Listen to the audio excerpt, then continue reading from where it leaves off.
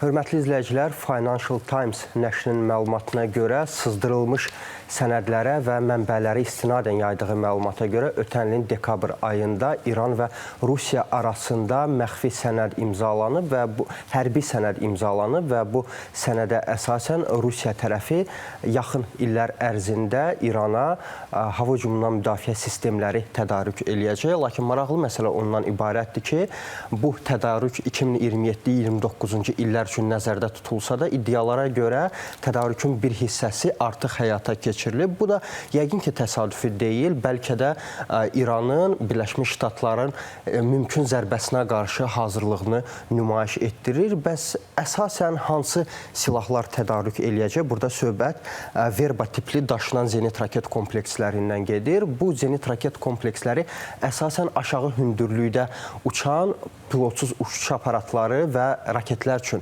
raketlər əleyhinə nəzərdə tutulub və qeyd eləmək lazımdır ki, bu raketlərin, bu zenit raket komplekslərinin tədarükü də təsadüfi deyil. Biz əgər ötən ilin yayında İsrail və Birləşmiş Ştatların İrana qarşı həyata keçirdiyi əməliyyatlara nəzər yetirsək, biz orada görə bilərik ki, İran məhz aşağı hündürlükdə uçan raketlərdən və dronların zərərsizləşdirilməsi prosesindən əziyyət çəkirdi. Çünki radarlar, İranın əlində olan radarlar, istifadə etdiyi radarlar əsasən yuxarı hündürlükdə hərəkət edən maneələri aradan qaldırmaq üçün nəzərdə tutulmuşdu və bununla da öz silah arsenalını, hava hücumundan müdafiə sistemlərini gücləndirir. Eyni zamanda Mauqli 2 gecə görmə cihazları da daxil edilir deməli bu tədarükə Financial Times nəşrinin məlumatına görə.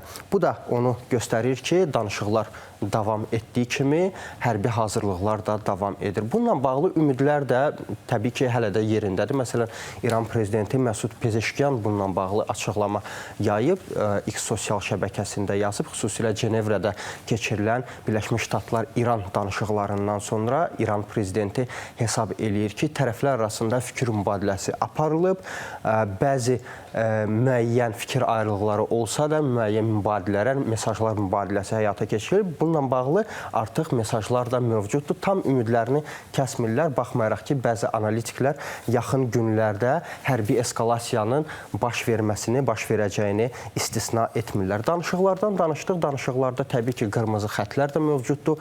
Birləşmiş Ştatlar üçün bu qırmızı xət İranın nüvə məsələsini, uranın zənginləşdirilmə məsələsi ilə bağlıdır. Donald Trumpın yaxın şərq üzrə xüsusi nümayəndəsi Steve Witkoff bununla bağlı açıqlama verib və Steve Witkoff'ı eyni zamanda Donald Trump'ı təəccübləndirən məsələ ondan ibarətdir ki, baxmayaraq ki, Birləşmiş Ştatlar son aylarda kifayət qədər təzyiq eləyir İrana, İran geri çəkilmir. Bu məsələ Donald Trump'ı Witkoff'ın açıqlamasına görə çox təəccübləndirir, amma Donald Trump'ın buna təəccüblənməsinin özü də təəccüblüdür. Hər halda yəqin ki, rəsmi Tehrandan, necə deyərlər, geri atmağı gözləmək özü bir təəccüblü bir prosesdir. Bu gözlənilən idi ki, İran qarşı çıxacaq uranın zənginləşdirilmə məsələsindən geri çəkilmə mövzusunda. Çünki Tehran hesab eləyir ki, bu İranın öz işidir və humanitar, daha doğrusu sülh məqsədli nüvə zənginləşdirilməsi prosesi həyata keçirilir İranda. Digər tərəfdən Xameynin qərarı diqqət çəkir. The New York Times nəşri yazır ki, artıq ölkə daxilində idarəçiliyin bəzi proseslərini öz müşavirinə ötürmək üzrədir Əli Xamenei. Söhbət Əli Laricanidən gedir və iddiaya görə Laricani bundan sonra daxili etirazların idarə olunmasını koordinasiya edəcək. Birləşmiş Ştatlarla danışıqlara nəzarət eləyəcək.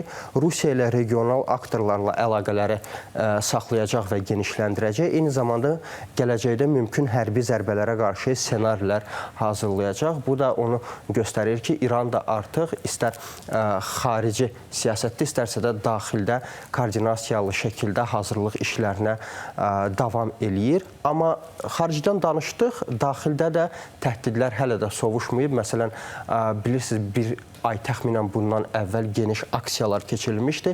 İran rəsmilərinin açıqlamasına görə 3000-dən çox ölən var idi həmin aksiyalar zamanı və o aksiyalardan sonra ilk dəfə olaraq tələbələr yenidən etirazlar nümayiş etdiriblər.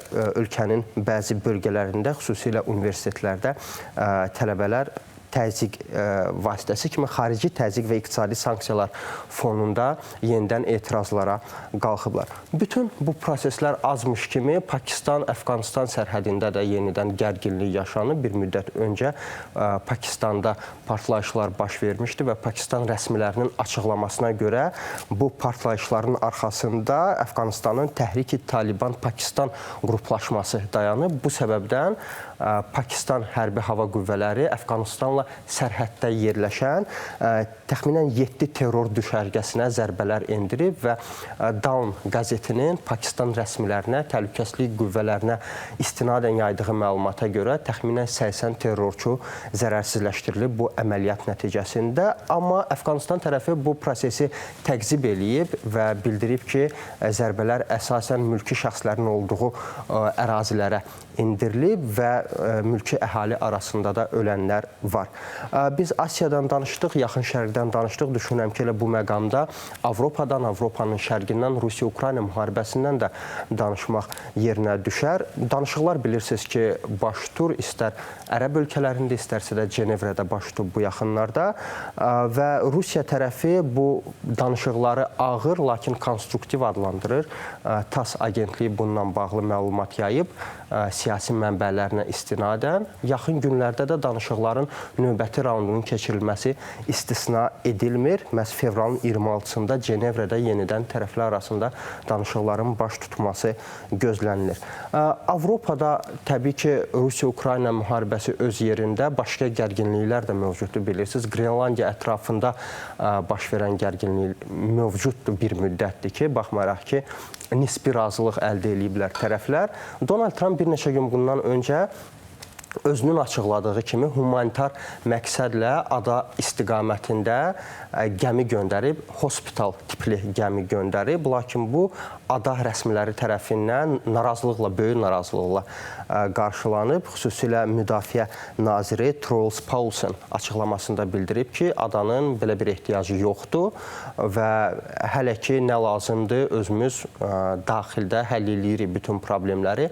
Bu, ona görə bir mənalı qarşılanmır. Ada və Avropanın digər ölkələri tərəfindən analitiklərin iddiasına görə son vaxtlar Donald Trumpın adanı ələ keçirmək istəkləri ilə bağlıdır və hesab eləyirlər ki, siyasi şərhçilər məhz bu məqsədlə yavaş-yavaş addım-addım Donald Trump bəzi sahələrdə irəliləməklə, humanitar sahədə irəliləməklə bir növ Qrenlandiyanı Birləşmiş Ştatlardan asılı vəziyyətə salmaq istəyir. Mən bəzi iddialar gördüm dünən bu barədə ki, gəminin əslində təbii ki, indi bunlar iddialardır ki, kəşfiyyat xarakterli bir gəmi olduğu. Troya atı çıxacaq haqqında o gəmi. Bəli, həmin o Troya atının olma kimi belə deyək, eyham vuranlar da az deyildi. Xüsusilə sosial şəbəkədə, X sosial şəbəkəsində, xarici segmentdə mənim qarşıma belə tweetlər çıxmışdı. Bəli, istisna olunmur təbii ki, amma daha düzgün məlumatı yəqin ki, Donald Trump və bəlkə də Qrenlandiya rəsmiləri bilir və bundan şübhələnib artıq məhz bu səbəbdən etirazla qarşılayıblar.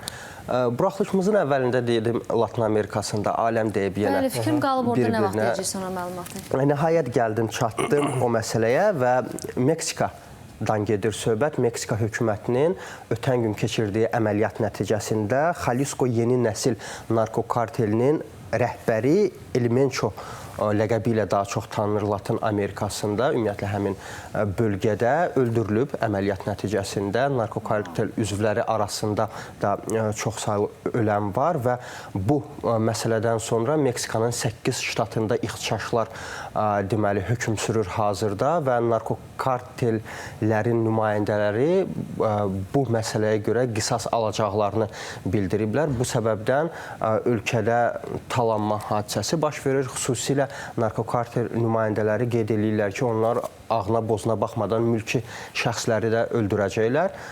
Bəzi iddialara görə bu prosesə Birləşmiş Ştatlar cəlb olunub, amma Meksikanın Birləşmiş Ştatlardakı səfirliyi açıqlama yayıb ki, Birləşmiş Ştatlar yalnız kəşfiyyat məlumatlarında yardımçı olub Meksika tərəfinə, lakin fiziki olaraq hər hansısa Birləşmiş Ştatların yerüstü əməliyyatından söhbət gedə bilməz.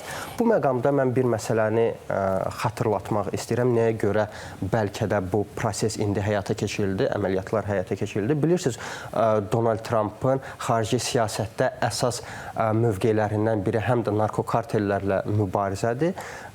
Təxminən bir ay bundan öncə... Mübarizə altında Maduro'nu da yatağından götürmüşdülər. Yəni, orada o məqsədlə Donald Trump'ın bir açıqlaması var idi.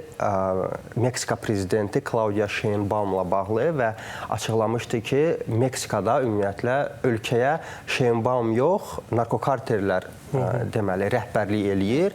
Ölkə prezidenti isə narkokartellərdən, onların rəhbərlərindən qorxur.